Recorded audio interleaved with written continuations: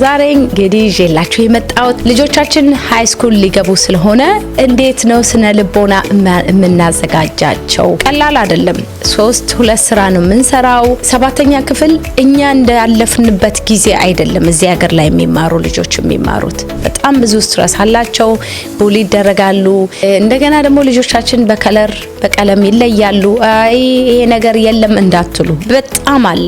ልጆቻችሁ ከመኝታ ቤት መውጣት ሲጠሉ አይነው በየቤቶቻችን ልጆቻችን አስቸጋሪ ሊሆኑ ይችላሉ። ልጆቻችሁን ይዛችሁ ዲነር ወጣችሁ እናትየውም ስልክ ላይ ናት። ቸርች ውስጥ ሆናችሁ ቤተክርስቲያን ውስጥ ሆናችሁ ለልጆቻችሁ ጌም የምትሰጡ ወላጆች ልጆቹ ትምህርት ቤታቸውን እንደሚያከብሩት ያክል ቤተክርስቲያን አያከብሩም። ልጆቻችሁን ዝም ለማስባል ጌም ስትሰጡ ትልቁ ኪሳራ የሚመጣው መከበር ያለበት ቦታ ላይ ነገሮችን ስታቀሉት ነው። እኛ ደግሞ ኃላፊነታችንን በስነ ስርዓት እንድንወጣ ላለው